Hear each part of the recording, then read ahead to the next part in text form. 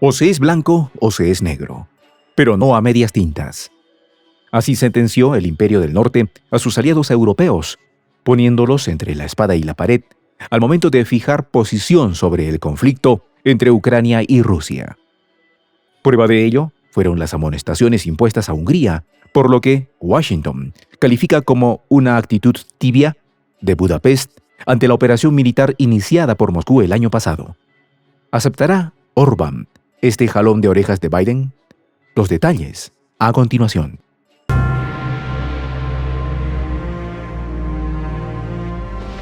Voz de la Patria Grande. La actitud radical de la Casa Blanca cobró una nueva víctima. Luego que se colara por los medios internacionales que Washington tiene preparado un paquete de sanciones en contra de Hungría por el manejo blandengue de la crisis en Ucrania. Así lo publicó la agencia de noticias TASS, que reveló que el régimen de Biden piensa sancionar al gobierno de Viktor Orbán por su negativa a seguir la política general de los países occidentales con respecto al enfrentamiento ruso-ucraniano.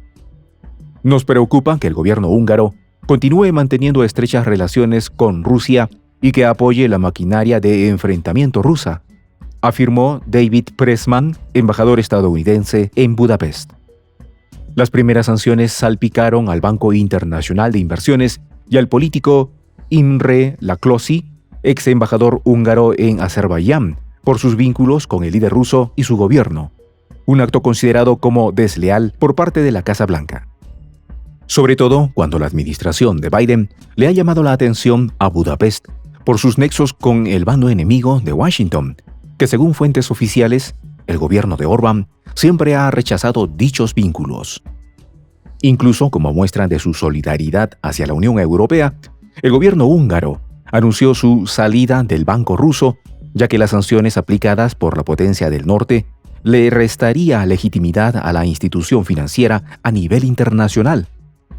Aún así, esta institución financiera se mantuvo de pie en Budapest hasta ser blanco de las sanciones del norte, a pesar de ser una empresa constituida en 1970 ante la Secretaría de las Naciones Unidas, con el fin de integrar el desarrollo y la unión de sus miembros.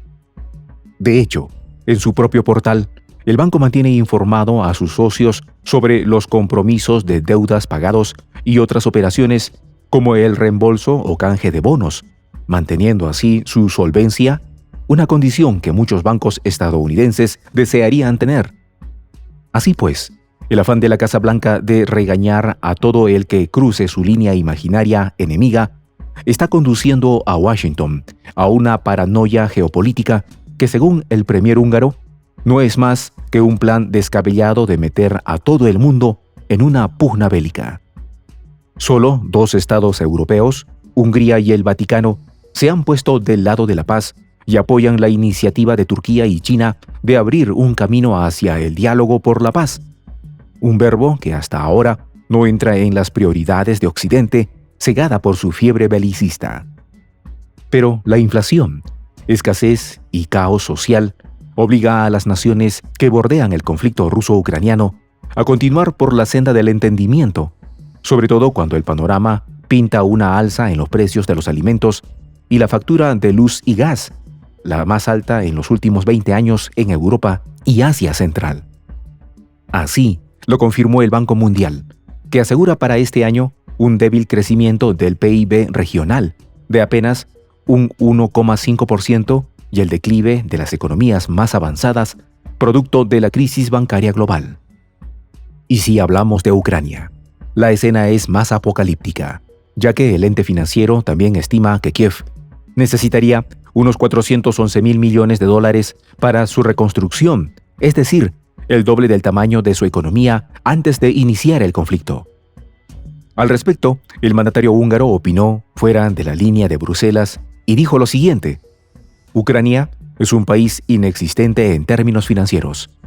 La caída de sus indicadores económicos es enorme, por lo que no puede sostenerse a sí misma, afirmó Orbán. También denunció que la Unión Europea no puede destinar sus propios recursos para sostener el estado esclerótico y tumefacto ucraniano. Ahora, la pregunta es si la Casa Blanca seguirá apoyando a Kiev, señaló el jefe del gobierno húngaro. De esta forma, los comentarios mordaces y estridentes para los oídos de Washington de Orbán le ha dejado claro a Biden que Hungría no piensa aplaudir como pingüino todas las resoluciones de Occidente, sin antes pasarlas por el filtro de la cordura y la sensatez.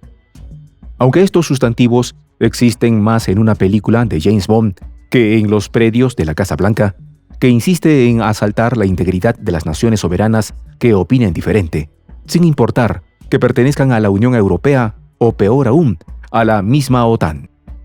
Claro que si hablamos de la alianza militar, Washington tiene otro motivo para azotar a Hungría, ya que su Congreso ha detenido en varias oportunidades el ingreso de Suecia al cártel militar, único voto faltante para que la nación nórdica entre por la puerta grande al club bélico. Y aunque el gobierno de Biden haya tenido un éxito parcial en controlar un conflicto que ocurre a más de 8.000 kilómetros de su tierra, sus efectos nocivos empiezan a sentirse, no solo por la absurda suma de dinero y equipos enviados a Kiev, sino por el impacto negativo del bloqueo económico en el dólar.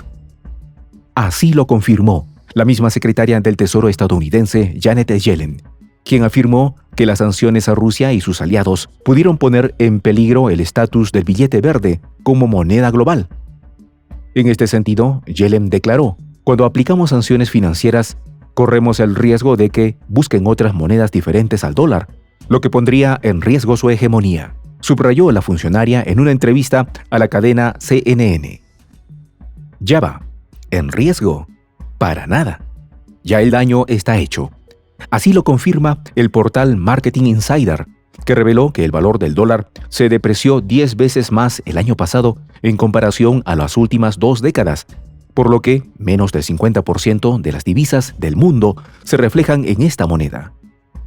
Y mientras más restricciones se imprima desde el norte, mayor será la resistencia global de un mundo lleno de peones dispuestos a tumbar al rey, y así establecer las nuevas reglas del juego de la era postimperial. Una era que, aunque parezca utópica, promete destronar a los fariseos de la democracia occidental para sentar a todos por igual en un espacio lleno de apertura y tolerancia por la diversidad política. Soy el J, Juan José del Castillo, director del canal Prensa Alternativa. Si quieres ser parte de la comunidad de la Patria Grande, suscríbete a nuestro canal. Si es que quieres que te lleguen las notificaciones cada vez que subimos un video, activa la campanita. Si quieres apoyar a nuestro canal económicamente, puedes hacerlo a través de PayPal. El enlace está en la descripción del video. A nombre del equipo de Prensa Alternativa, me despido con esta expresión en el quechua milenario, Tupananchis Kama, cuya traducción es hasta volvernos a encontrar.